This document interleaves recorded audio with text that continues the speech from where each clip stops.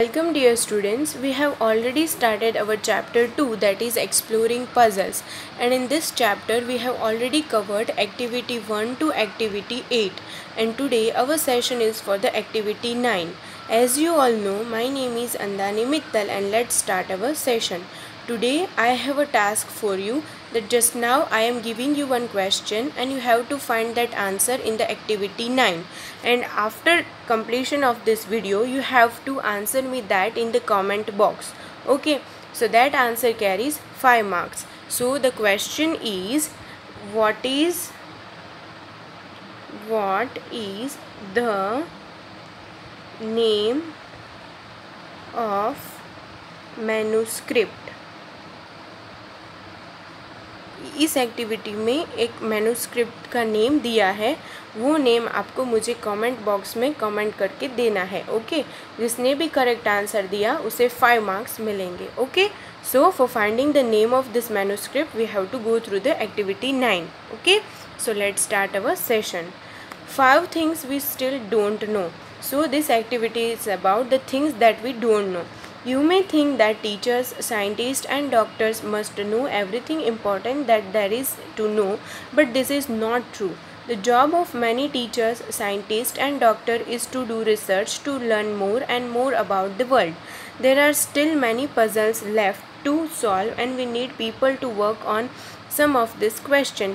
यानी कि हम हर बार ऐसा सोचते हैं कि टीचर्स, डॉक्टर्स और साइंटिस्ट को सब कुछ पता ही होना चाहिए, तो ये बात गलत है. ऐसा नहीं है. टीचर्स, डॉक्टर्स और साइंटिस्ट भी अभी पढ़ रहे होते हैं, यानी कि वो भी कुछ डिस्कवर, रिसर्च करने के लिए प्रैक्टिस कर रहे होते हैं. उन्हें भी कुछ आंसर्स नहीं मिलते हैं. ओके, तो अभी इस वर्ल्ड में बहुत सारी ऐसी पजल्स हैं जो अभी तक सॉल्व नहीं हुई है और उसके आंसर्स फाइंड करना इम्पॉर्टेंट है.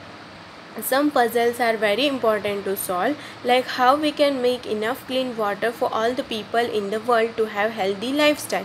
यानी कि कुछ ऐसी puzzles होती है जिसे solve करना बहुत important होता है, जैसे कि अभी तक हमें ये पता नहीं चला है कि कैसे हम सारे लोगों को clean water supply कर सके for healthy lifestyle. Okay, some things may not be quite that important, some things are just puzzling. Okay, बहुत सारी चीज़ें इंपॉर्टेंट नहीं होती पर कुछ चीज़ें होती हैं. ओके, सो ये सारी पजल से हमें सॉल्व करनी चाहिए.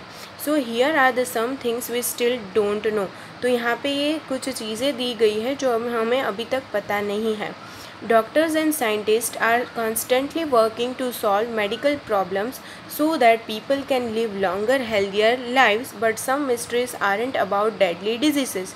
यानी कि डॉक्टर्स और साइंटिस्ट जो है वो कॉन्स्टेंटली वर्क कर रहे हैं क्या कि ऐसा प्रॉब्लम सॉल्व करने के लिए कि पीपल कैसे अपनी लाइफ को लॉन्गर लिव कर सके. ओके, कैसे हेल्दी और लॉन्गर लाइफ हो सके पीपल्स की, ऐसा अभी कॉन्स्टेंटली उसके लिए वर्क कर रहे हैं. We still don't know why humans blush. और दूसरी क्या चीज़ है जो साइंटिस्ट और डॉक्टर्स को अभी तक पता नहीं चली कि वाई ह्यूमन्स ब्लश, यानी कि इंसान शर्माते क्यों हैं, वो अभी तक पता नहीं चला. Blushing seems to be have no advantage to the human body. कि ब्लशिंग का तो कोई एडवांटेज भी नहीं है ह्यूमन बॉडी को, फिर भी इंसान जो है वो ब्लश करता है. वो क्यों करता है वो अभी तक किसी को आंसर नहीं मिला. Now second, doctors, scientist, psychologist, theologians and others have long been interested in our dreams, but we still do not know why people dream. Recent research suggests it helps us deal with emotions. यानी कि doctors, scientist और psychologist कौन होते हैं जो हमारे mind को study करते हैं, और थियोलॉजियंस कौन होते हैं जो हमारी बिलीव्स को, रिलीजियंस को स्टडी करते हैं. एंड अदर्स यानी कि बहुत सारे लोग जो है वो क्या रिसर्च कर रहे हैं कि ह्यूमन्स ड्रीम क्यों करते हैं, यानी कि इंसान सपने क्यों देखता है या फिर उनकी ड्रीम्स क्या है, ये स्टडी कर रहे हैं. उनको ये पता नहीं चल रहा है कि ये ड्रीम्स क्यों करते हैं. Okay, recent research suggest it helps us deal with the emotions. तो अभी जो रिसर्च हुए हैं वो उसमें ये पता चला है कि ड्रीम्स इंसान की इमोशंस से जुड़ा होता है, हमें इंसान की इमोशंस को स्टडी करने में मदद करता है. ऐसा अभी रिसर्च हुआ है. Now third, In 1912, a manuscript was found that it is believed to be from the years 1404 to 1438. यानी कि 1912 ईयर में एक मैन्यूस्क्रिप्ट यानी कि एक ओरिजिनल बुक होती है, वो फाइंड हुई थी 1912 में, जबकि वो बुक कब की हो ऐसा माना जाता है कि 1404 टू 1438 की वो बुक है जो 1912 में मिली है manuscript. It is filled with strange plants and drawings and writings. उस बुक में क्या है, तो स्ट्रेंज प्लांट्स की ड्राइंग्स है, सारी ड्राइंग्स है, कुछ लिखा हुआ है, ऐसा सब कुछ उस मैन्यूस्क्रिप्ट में है। तो उस मैन्यूस्क्रिप्ट का नाम क्या है, Voynich manuscript. Please remember this. उस मैन्यूस्क्रिप्ट का नाम क्या है, Voynich manuscript, and it's language is completely unknown. और उस बुक में जो लिखा है वो लैंग्वेज कम्प्लीटली अननोन है, वो किसी को लैंग्वेज पता ही नहीं है ऐसी मैन्यूस्क्रिप्ट में। ओके, सो मैन्यूस्क्रिप्ट का नेम क्या है, Voynich manuscript. Now fourth, in 1977, researchers received a radio signal from a part of the space that no human have ever been. The signal lasted 72 seconds and appeared to be intentional. यानी कि 1977 में researchers को एक radio signal मिला space में से जो किसी ने भी नहीं सुना था अभी तक, और वो रेडियो सिग्नल कितनी देर तक रहा, 72 सेकेंड्स तक रहा। It's known as wow signal because the researchers on duty wrote wow on the printout that showed the signal. The signal has never been repeated or explained. यानी कि वो सिग्नल का name क्या था, वाव।